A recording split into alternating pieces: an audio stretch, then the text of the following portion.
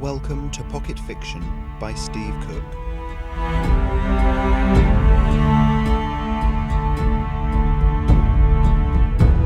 The Lion and the Lamb.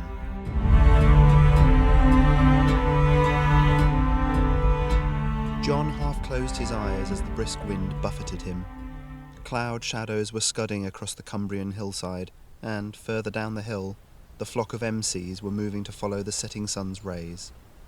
The PV cells on their backs winked as their wheels propelled them across the grass. Nodding in satisfaction, John clicked his tongue at Wisp and the sheepdog got up. John bent down and flicked the little switch on her collar. "Walk on," he said, and Wisp began to trot towards the herd. Like sheep, the little wheeled devices broke ranks in confusion, moving away from the collar's signal. "Come by," John said, and Wisp began to move clockwise, corralling the Emcees into a circular mass. John watched in satisfaction as her small black and white form moved confidently around them, picking up the stragglers that threatened to move too far from the group.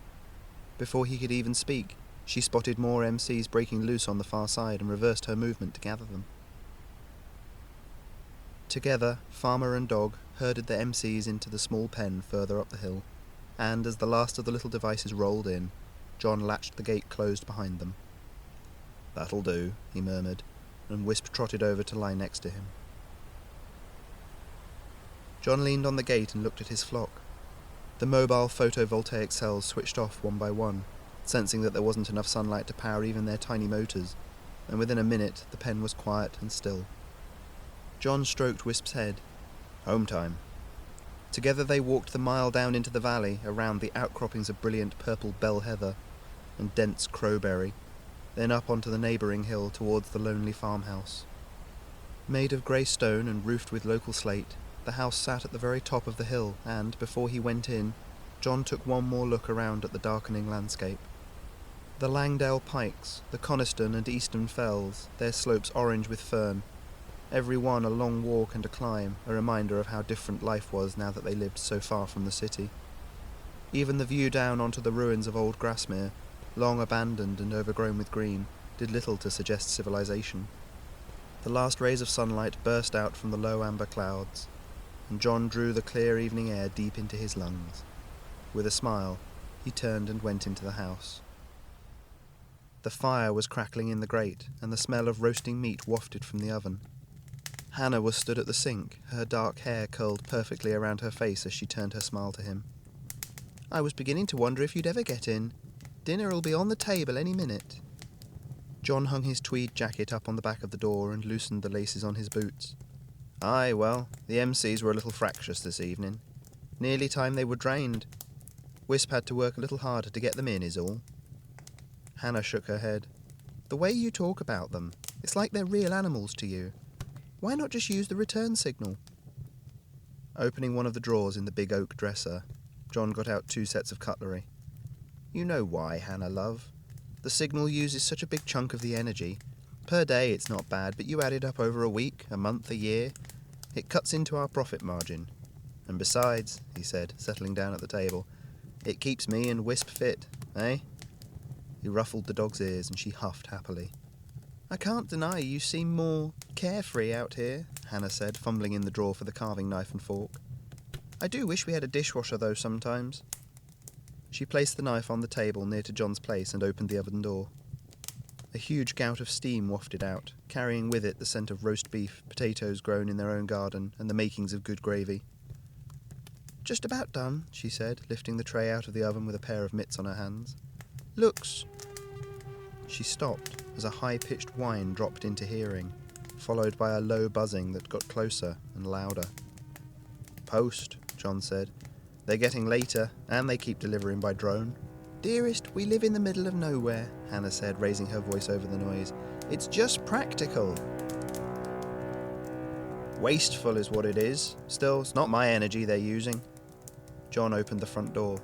Hovering there, about the size of a man's torso, was the red drone. It extended a pincer clutching envelopes. "Your mail." "Thanking you," John said, taking the small pile. The drone tilted its whole body in a sort of bow and took off, blowing dust into the house. "Damned things." John pushed the door closed, coughing as the dust settled. "Right then." He settled back into his chair and began to flick through the mail as Hannah brought plates heavy with food to the table. Junk. Magazine for you. Bank statement. What's this? He tore one of the envelopes open and slid out the letter inside. Anything good? Aye, he said, eyes flicking down the page. Second-year statement from PV Central. Lord above, has it really been 2 years since we moved here? Says we're in credit for the electric we've generated. A full 15% higher than last year, Hannah. John's face creased into a smile. We're doing it. We're making a living. More than that, we're winning. Hannah reached over and rested her hand on his, matching his smile, and the years seemed to melt away from both of them. John opened his eyes in darkness and wondered what had woken him. He rolled over and grabbed his watch. The little glow-in-the-dark Mickey hands said just gone 2 a.m, and he grunted. Wisp barked, a long series of warnings, and John was bolt upright in a heartbeat. The sound was coming from the front room, and he paused only to grab his dressing gown off the hook. What is it, lass? He asked, moving over to her. She was scratching at the door, her whole body resonating in a deep growl. John crossed to the window and peered out. Lights were winking over by the pen, bright in the darkness, and shadows moved nearby. He swore and grabbed his boots. Hannah came into the front room, wrapping her own dressing gown around her. What's going on? Stay in the house, John said, pulling the laces tight. Call the police, and then go into the bedroom. He moved to the cupboards over the sink and reached up, feeling for the long Hessian sack that was hidden there. Hannah's eyes were wide. What do I tell them? Poachers. Go. Get in there now. John moved to the door and pulled the shotgun out of the sack, hands trembling slightly as he broke it open. One of the fat shells rattled onto the floor, and he knelt, scrabbling in the darkness for it. Quiet, lass, he said, as Wisp's growl rose in volume. Finally he found the shell and slid it into the chamber, then snapped the gun back together. He stood and moved to the door, taking a deep breath before slowly opening it. By me, he muttered, and slipped out into the night.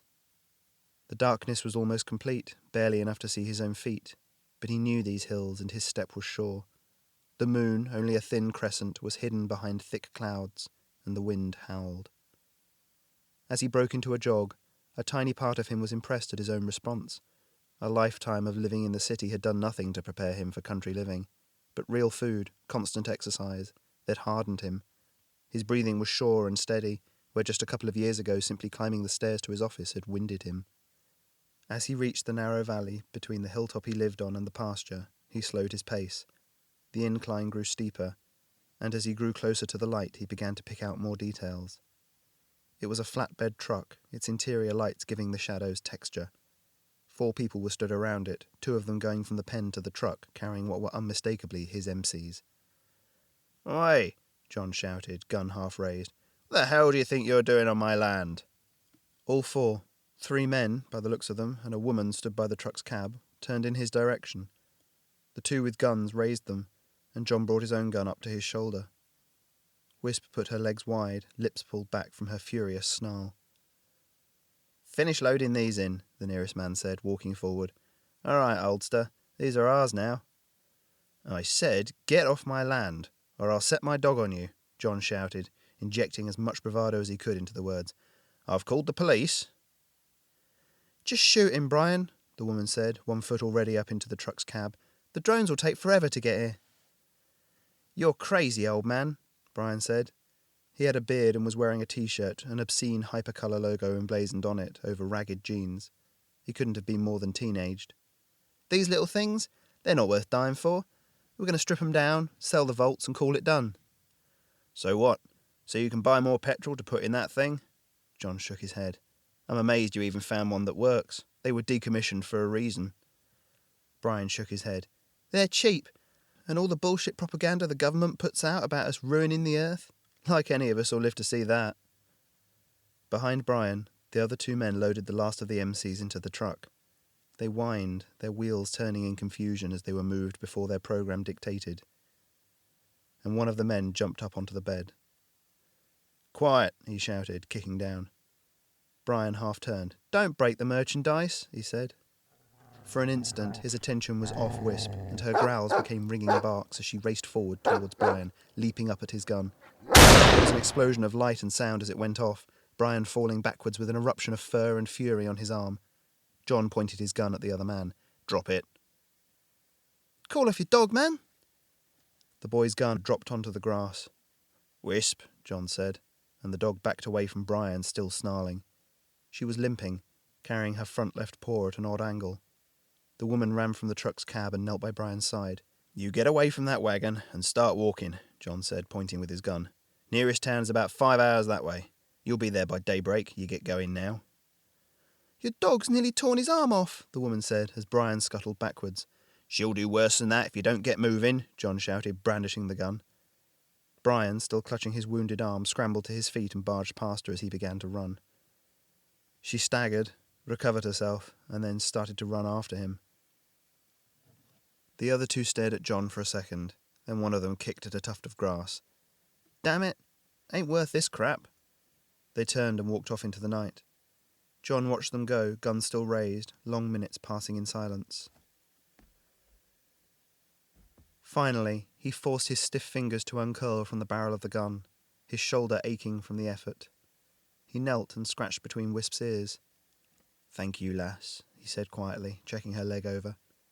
A patch of her hair was singed, the skin underneath burnt, but there was no blood, and he closed his eyes in relief. He carried her to the far end of the pen and activated the return signal on her collar. One by one, he took the Emcees out of the flatbed, lifting their heavy chassis down. Before their wheels had even touched the grass they were spinning, each one zooming towards Wisp at top speed. As he lifted the last one down, the sky had lightened to grey, and John's eyes hurt with the grainy sensation of having been awake too long. Wisp limped out of the pen as the last Emcee rumbled in, and John deactivated the collar before closing the gate. The siren of a police drone finally sounded off in the distance, and John knelt to stroke Wisp soothingly. "You did good, lass," he said as the black shape of the drone swooped down. "We all did good."